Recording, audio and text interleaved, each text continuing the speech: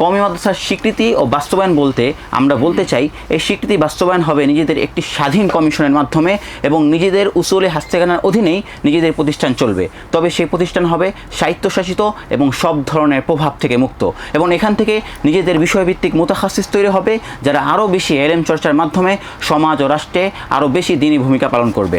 মাননীয় সভাপতি, কওমি মাদ্রাসা কখনোই কারো অধীনে ছিল না, এটি সবসময় একটি স্বতন্ত্র শিক্ষা প্রতিষ্ঠান হিসাবে পরিচালিত হয়ে আসছে। তাই আমরা কোনো নিয়ন্ত্রণমূলক বা নির্ভরতা ভিত্তিক স্বীকৃতি চাই না, বরং আমরা এমন একটি স্বীকৃতি চাই যার মাধ্যমে আমরা নিজেদের পরিচয়, নিজেদের কাঠামো এবং আদর্শকে সামনে রেখে চলতে পারবো, যাতে এর মাধ্যমে কওমি মাদ্রাসা শিক্ষাকে আরও বিস্তৃত এবং দিনী জ্ঞানের প্রচারকে আরও সার্বজনীন, সমাজে ইসলাম শিক্ষার গ্রহণযোগ্যতা ও মর্যাদা বৃদ্ধিকরণ ও আলেমদের জাতীয় ও বৈশ্বিক পরিসরে এবং একটা অবস্থান তৈরি করা যায়, যা স্বীকৃতি ও রাষ্ট্রীয় অনুমোদন ছাড়া সম্ভব নয়।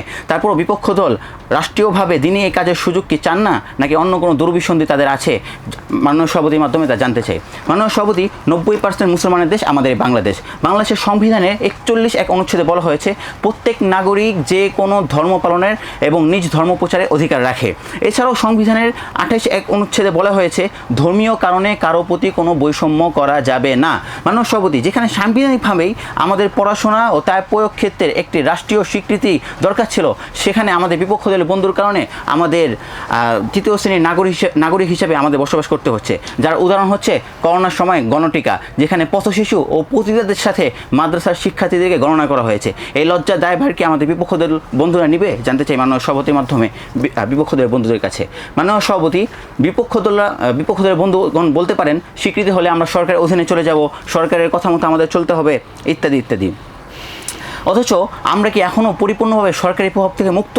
যার উদাহরণ আমাদের 2021 সাল, যখন ওলামায়ে কেরাম ব্যাপকভাবে গ্রেফতার হয়, তখন আওয়ামী সরকার বিভিন্ন মাদ্রাসা থেকে তাদের বিভিন্ন মাদ্রাসা থেকে মুহতামিম এবং ওস্তাদদেরকে বের করে তাদের আজ্ঞাবহদেরকে সেখানে ঢোকানো হয়েছে। যদি সত্যিই আমাদের প্রভাব মুক্ত থাকতো মাদ্রাসা, তাহলে এতদিনে শাপলা আমাদের পাঠ্যপুস্তকে স্থান পেত। যদি সত্যিই প্রভাব মুক্ত থাকতো আমাদের মাদ্রাসা, তাহলে এতদিনে কিতাবুল জিহাদ ব্যাপকভাবে আমাদের মাদ্রাসায় সবসময় পড়ানো হতো। অথচ এগুলো পড়ানো হয় না, যার মাধ্যমে বোঝা যাচ্ছে যে কওমি মাদ্রাসা এখনও পরিপূর্ণভাবে সরকারি হস্তক্ষেপ থেকে মুক্ত নেই। তাই আমরা এমন একটি স্বীকৃতি চাচ্ছি যার মাধ্যমে একটি স্বাধীন কমিশন হবে এবং কওমি মাদ্রাসা পূর্ণভাবে স্বায়ত্তশাসিতভাবে নিজেদেরকে স্বাধীনভাবে পরিচালনা করতে পারবে। তারপরে যদি সরকার দলে ঘুম না ভাঙে, তাহলে আমাদের আর কিছুই বলার থাকবে না। মাননীয় সভাপতি, স্বীকৃতি শুধু একটি সরকারি কাগজের নাম নয়, এটি একটি পরিচয় স্বীকৃতি। এই স্বীকৃতি নতুন কিছু নয়, এটি অনেক আগে থেকে চলে আসছে। রাসূল সাল্লাল্লাহু আলাইহি ওয়াসাল্লামকে রাসূল হিসাবে মানা, এটাও একটা স্বীকৃতি। যদি কেউ রাসূলকে রাসূল হিসাবে মানে না, তাহলে তাকে স্বীকৃতি দেওয়া হলো না।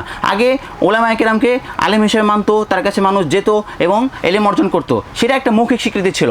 এখন সময় পরিবর্তন হয়েছে, এখন কাগজ ছাড়া সালামও পেন্ডিংয়ে থাকে। মাননীয় স্পিকার, মাননীয় সভাপতি, আমরা আমাদের আলেমদের জ্ঞানকে অস্বীকার করছি না, বরং সেই জ্ঞানকে জাতির সামনে আরও বেশি উপস্থাপন করতে একটি রূপ রেখা চাচ্ছি, যা স্বীকৃতির মাধ্যমেই সম্ভব। তারপরও বিপক্ষ দলের চিন্তার না দোয়ার খুললে আমাদের তাদের জন্য দোয়া করা ছাড়া আর কোনো উপায় থাকবে না। মাননীয় সভাপতি, বিপক্ষ দল বলতে পারেন এই ঠুনকো কাগজ আমাদের দরকার নেই। তাহলে আমার প্রশ্ন থাকবে, তাহলে 3 দিনের কোর্স শেষে কেন আমরা সার্টিফিকেট চাই? কেন বেফাক হাইয়ার সনদের জন্য অফিসে আমরা ঘোরাঘুরি করি? এই রহস্যটা কানে কানে একটু বলে যাবেন।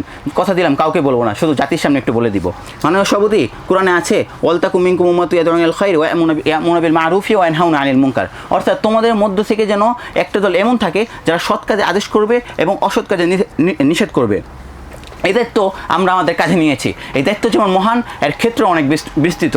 শুধুমাত্র মসজিদ মাদ্রাসায় সীমাবদ্ধ নয় এই দায়িত্ব, বরং রাষ্ট্রের প্রতিটি সেক্টরে দিন কায়েম আমাদের প্রয়োজন। আর সেই সুযোগের জন্যই আমাদের স্বীকৃতি দরকার। যদি স্বীকৃতি না চাই, তাহলে আমাদের এই কথা বলার অধিকার নেই যে অমুক জায়গায় কেন ইসলাম নেই, অমুক জায়গায় কেন ইসলাম নেই। কারণ মসজিদ মাদ্রাসায় শুধুমাত্র ইসলামকে সীমাবদ্ধ করা, এটা একটা সেকুলার চিন্তা। আমার বিশ্বাস বিপক্ষ দল জেনে শুনে এই চিন্তা করবেন না। আর যদি জেনে শুনেই করে থাকেন, তাহলে সেটার কারণটাও আমাদের সামনে স্পষ্ট করবেন বলে আশা করি। মাননীয় সভাপতি, আমরা বলছি না যে কওমি মাদ্রাসা থেকে, আমরা বলছি না যে হুজুরকেই ডাক্তার হতে হবে, হাদিস পড়ে অপারেশন করতে হবে, আমরা এটা বলছি না। আমরা বলছি আলেম হিসেবেই থাকবে, বরং সে তার যে বিষয়ে পড়াশোনা করছে সেই বিষয়টাকেই সমাজের মধ্যে এবং রাষ্ট্রীয়ভাবে কাজে লাগানোর সুযোগ আমরা চাই। এই সুযোগ আমাদের সনদের মাধ্যমেই সম্ভব। কওমি মাদ্রাসা থেকে হাজার হাজার ছাত্র ফারেক হচ্ছে, সবাই তো আর মসজিদ মাদ্রাসায় খেদমত করবে না। এরকম অনেকেই আছে যারা মসজিদ মাদ্রাসার বাইরেও খেদমতের স্বপ্ন দেখে। আমরা বলছি তাদের জ্ঞান ও নৈতিকতা দিয়ে যে সমস্ত সেক্টর সেক্টরে কাজে লাগানো সম্ভব সেখানে তাদেরকে সেই সুযোগ দেয়া। যেমন আইনশৃঙ্খলা বাহিনী নৈতিকতা প্রশিক্ষণ, বিভিন্ন স্কুলে ধর্মীয় শিক্ষক, ব্যাংকিংয়ের শরিয়া বোর্ডে, এই সমস্ত অনেক জায়গায় তাদের নৈতিকতা কাজে লাগানো সম্ভব এবং রাষ্ট্র তাদের মেধা দিয়ে উপকৃত হওয়া যাবে। কাজেই আমাদের জ্ঞানকে আরও সমৃদ্ধ, পড়াশোনার মানকে আরও মানসম্পন্ন এবং নাগরিক অধিকার প্রতিষ্ঠা এবং ইসলাম প্রচারের ক্ষেত্রে আরও বিস্তৃত এবং আলেমদের নৈতিক চরিত্র জ্ঞান দ্বারা জাতিকে উপকৃত করতে স্বীকৃতি ও বাস্তবায়ন তার অপরিহার্য একটা বিষয়। কাজেই আমাদের নীতি নির্ধারকগণ এই বিষয়ে গভীর বিবেচনা করবেন এই আশাবাদ ব্যক্ত করছি। ধন্যবাদ মাননীয় সভাপতিকে, ধন্যবাদ সকলকে।